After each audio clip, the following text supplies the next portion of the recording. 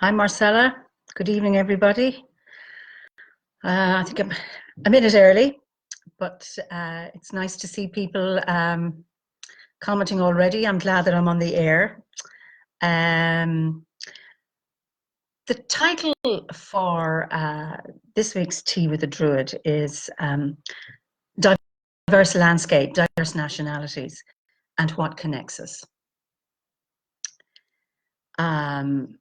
I'll just wait now for a few more people to join.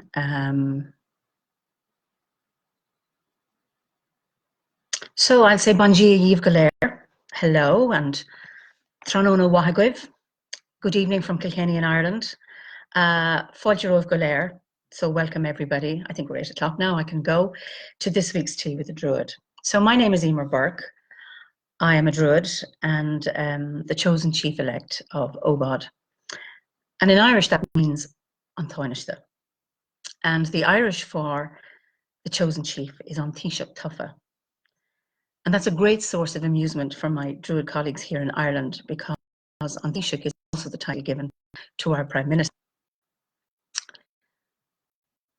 So here in the Northern Hemisphere, we are just coming out of Samhain, and Samhain is the Irish word for November. So our Samhain lasts a whole month. And we're now moving towards Green Stad an Gira, the winter solstice, or Alba Norton. So please forgive my Northern Hemispherishness, because I'm perfectly aware that our fellow Druids in the Southern Hemisphere have been celebrating Bealtaine and are now heading towards the summer solstice. And this really reflects the globality of the order. OBOD really is a global order. We have over 20,000 members from all 5 continents. And I occasionally get emails from people expressing an interest in Druidry, but wondering if they can be Druids because they don't come from a Celtic land or aren't of Celtic origin. And this I find interesting, because for me, Druidry is a nature-based spiritual path. And although Druidry may have its origins in the land of the Celts, nature is everywhere. So therefore, surely the practice of Druidry has a relevance regardless of where one lives in the world and where one comes from originally. So I see somebody from the Netherlands, Andre, Glada from Abruzzo, ciao. Hi, Chris, all the way from Australia. Good to see you all. Anyway, so I've been teaching on teaching a course on human development for the past 25 years, both in Ireland and Tanzania. And on this course, I look at human development, both from a modern perspective and an Indigenous perspective. And the modern perspective is that of Carl Rogers, who states that we can achieve our potential if we experience a relationship with somebody who understands us from our own point of view, who can accept us without judgment, and who is genuine. Now, the Indigenous perspective is what I'm interested in discussing tonight. I'm taking it from a healer from Burkina Faso called Malidoma Samay. He states that each one of us is born with a life purpose, but that purpose can only be achieved through a close and harmonious relationship with nature, through connection with the ancestors in the other world, through a supportive community, and through the use of rituals and rites of passage. And of course, these have a resonance for us as Druids. Hi, Michael from Louisville, Athena Gray from Massachusetts, Isalinda from Portugal. You're very, very welcome. So Indigenous peoples all over the world have a common worldview that places a special significance on the relationship between humans and that of the landscape and the natural world. And of course, we also hold this worldview as Druids. And I've been thinking about the diversity of backgrounds and nationalities among the membership of OBOD, and where and how our Druidry connects us all, and what this means. And given the diversity of members in OBOD, we may not be able to consider ourselves as Indigenous in the narrow sense of the word.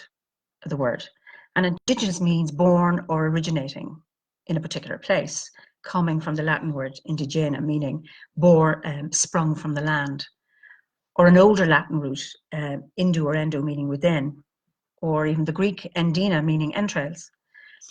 And although we may not be indigenous, the roots of our language show us that our ancestors really, really appreciated and understood the importance of a deep connection with the land. And they understood also that we can be so identified with a place that is deep within us, deep within our entrails, or deep within our souls. And I think many of us can identify with having such a feeling when in a place, even if it's not of our culture or our heritage. For example, when we visit a sacred site. And of course, different places have different experiences and different connections to us. And I'm just interested on hearing some, or not hearing, but reading your comments on this, the reactions to what I'm saying. I love the land, but rather the land lives in us. And I think that Druids can relate to this idea and of the feeling that a place can be part of one's soul. So when we have that deep connection with a place, there's a match between our inner realities and our outer realities. And some of us are fortunate enough to be able to live in a place in nature where we can really, really embed ourselves in the landscape and where we belong to the land rather than the land belonging to us. I'm just seeing a few more people. Jessie from the US, Rue from the US, Jemasina from Staffordshire. You're all very welcome. Hi, Penny.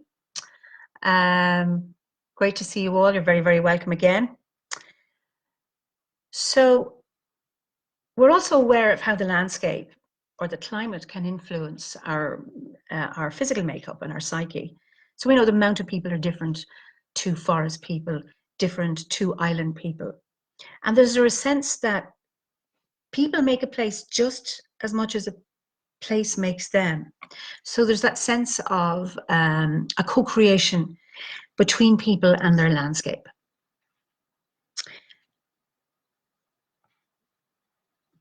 And while we all live in a modern world, we as Druids have, as we say, we know an earth-based spiritual path, which is akin to our ancestors and indigenous peoples around the world. And although the colors and textures may be different, the principles are the same. And all of our ancestors came from an earth-based culture. Hello, Ellie. Hello, Jennifer from Massachusetts. And somebody from Belfast, Richard. Hi, you're very welcome. So the modern world generally is far removed from such a worldview.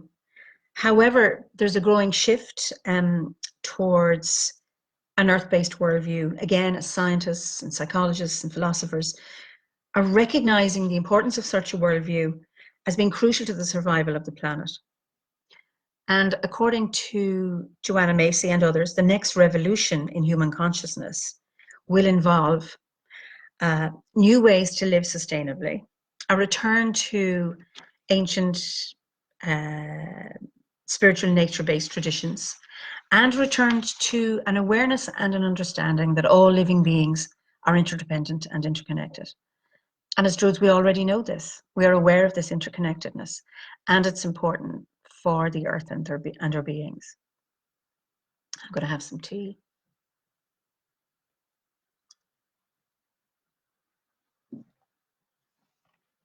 So I recently came across the concept of the metaphoric mind or nature mind from a writer, Gregory Cajete, who's an Native American ecologist. And the metaphoric or the nature mind is our oldest mind, dating back to 70,000 years ago. This is a pre-verbal mind in that it was there before language developed among humans. And even today, we are born with our nature mind. And as children, we develop our language skills, and with that, our rational mind. At which point our nature mind begins to recede into our subconscious. And then as our rational mind develops, so does literacy. And then our nature mind becomes differentiated from our rational mind. However, the nature mind maintains an important role in children, and you can see it emerging in creative play or imaginative play or in dreams. And for adults, the good news is that we can access our nature mind through spiritual experiences or creative experiences, and particularly when in nature. And where in the modern world the emphasis is on the rational mind, among Indigenous peoples, the rational mind and the nature mind are given equal importance. And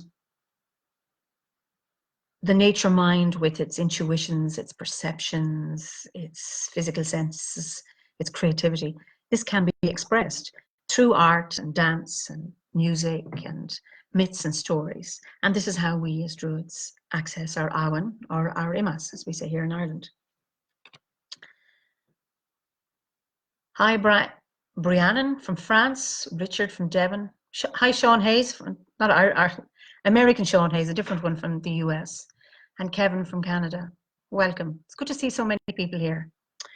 So where was I? According to Matessa Bennett, an Indigenous thinker, the only viable means to acquire wisdom and knowledge is through connection with the natural world, through feeling and experiencing communal relationships, through artistic and mythical dimensions, ritual and ceremony, sacred ecology, psychological and spiritual orientation. And for her, the disconnection from the natural world only results in soul loss and alienation. And of course, we as Druids understand this.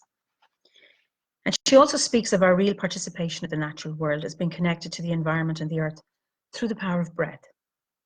And I love this. She says, for Indigenous peoples, the breath represents the most tangible expression of spirit in all living beings.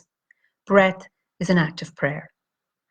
And through each breath, we take in the sacredness of the place where we are and give our breath back to the world.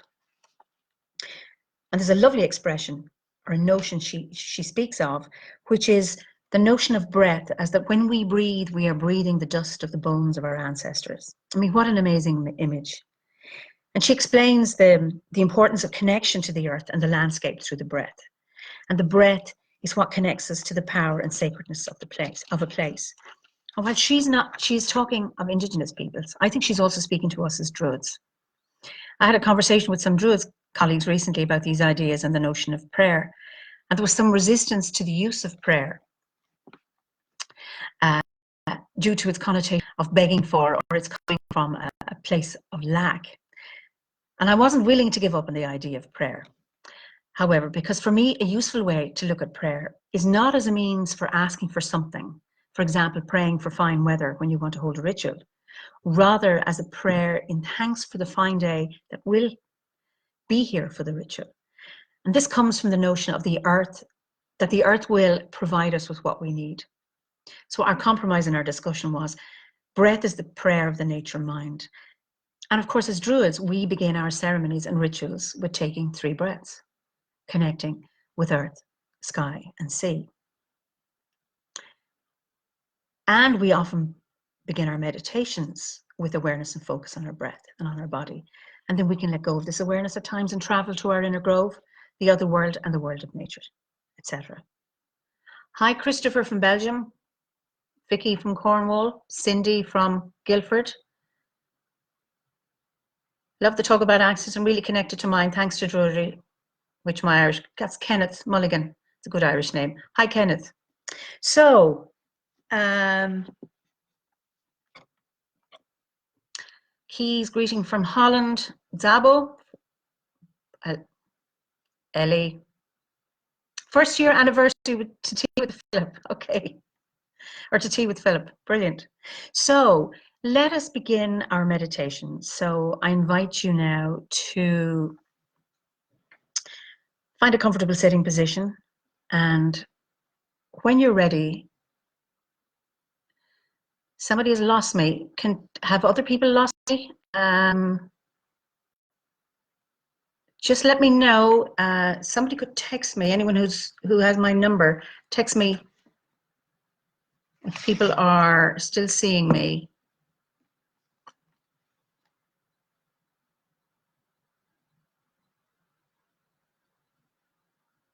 There's still comments coming, so I think you're with me. Hello, Ricky. I'm just wondering. Okay, I think people are still with me. Okay, so just find a comfortable sitting position, and when you're ready, just close your eyes.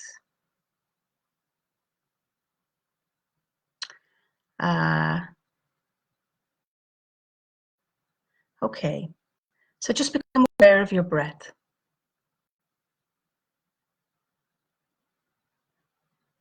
Breathing and breathing out.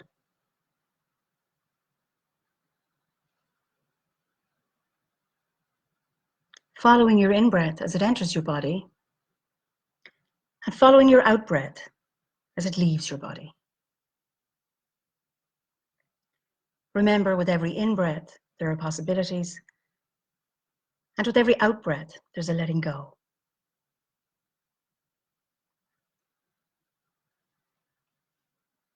Breathing in and breathing out. And now I'd like you to imagine that you're in your sacred grove.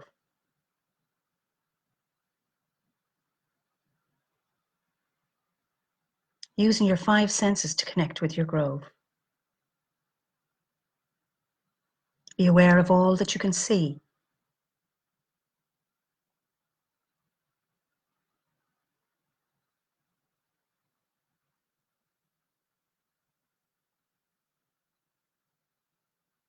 Be aware of all that you can hear.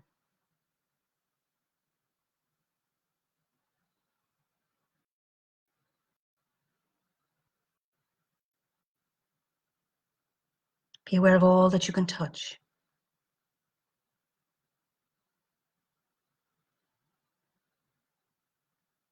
Be aware of all that you can smell.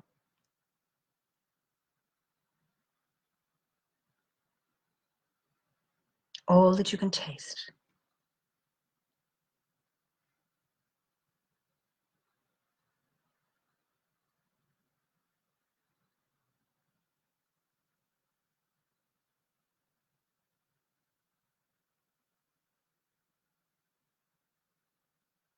And now become aware of the forest around your grove.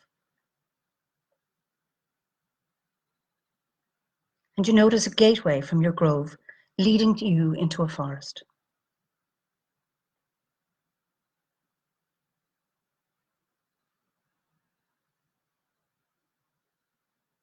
And you follow the path through the forest until it leads you to a landscape that speaks to your soul.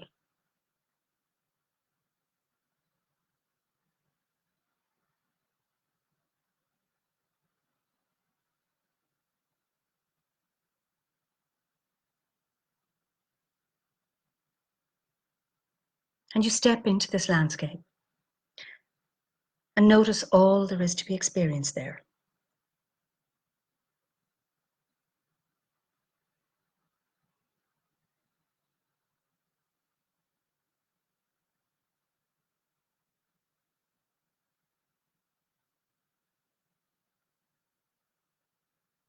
Breathe with the landscape.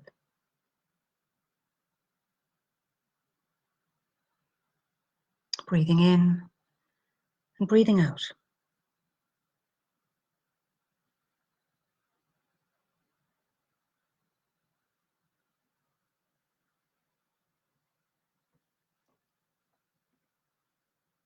Breathe with the genius loci, the spirit of this place.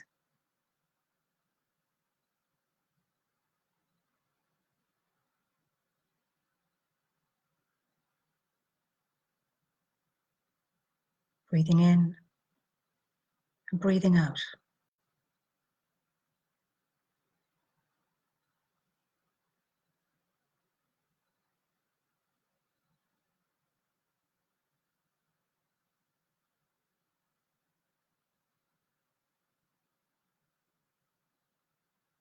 Breathe in the sacredness of this place.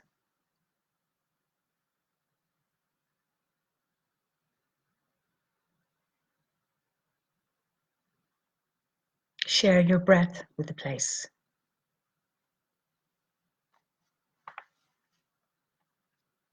Breathing in and breathing out.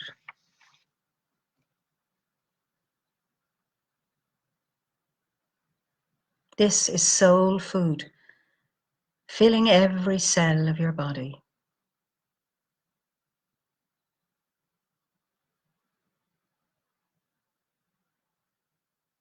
Breathing in and breathing out.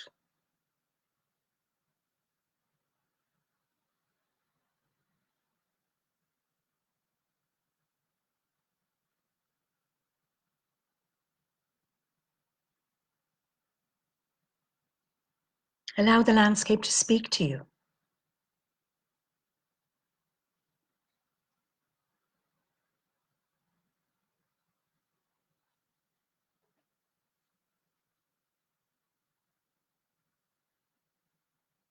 Breathing in and breathing out.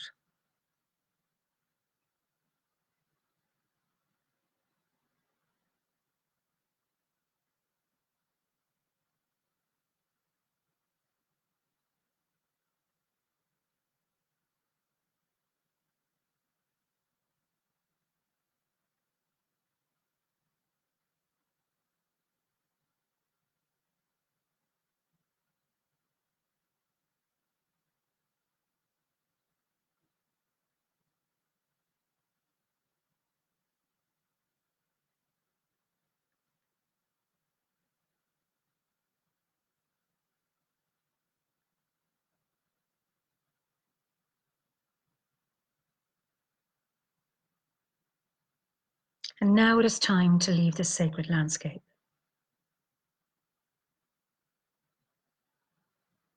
You give thanks to the genius loci, to the landscape for all that you have received.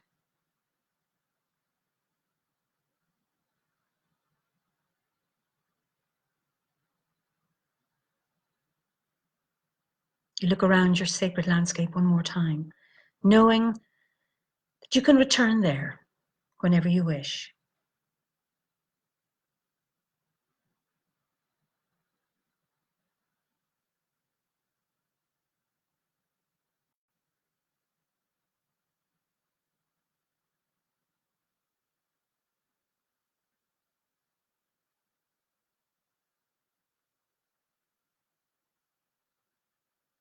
And you begin to walk towards the forest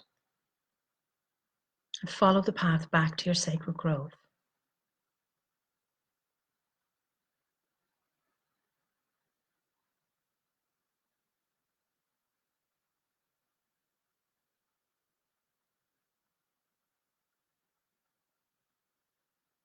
And you're now back in your grove, holding all that you've received in your heart and your soul.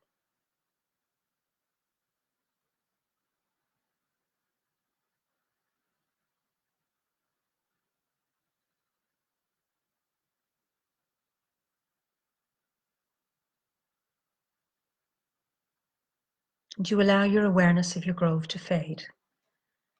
Become more aware of your physical body sitting in your chair.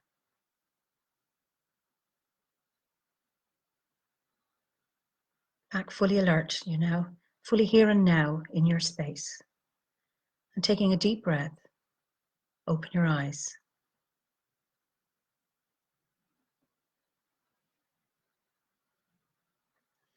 So I'm curious about the landscapes that spoke to you.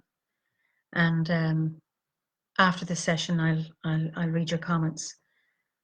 And just like to thank you all for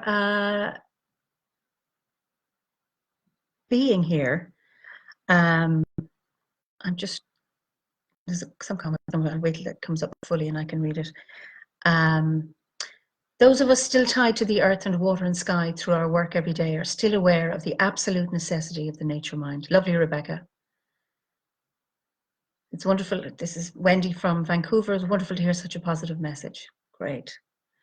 So I may see some of you at the winter gathering next weekend in Glastonbury, and I imagine Philip will be back here next Monday. And I will leave you with a quotation from Prentice Bloydell. nature can live without man or woman, but man cannot live without nature. I just see another one. The Native American name for the Great Spirit is the Master of all breath. Beautiful, lovely. Thank you. Everything is interdependent on everything else, Ellie. Great. And something from Pat Booker, and the word spirit and breath from the same Latin root. Yes, inspiration and respiration. Beautiful. Okay. So I will sign out for now, and I will read your comments and I'll reply to them. So thank you all for being here. And as we say in Ireland, slán go fóill.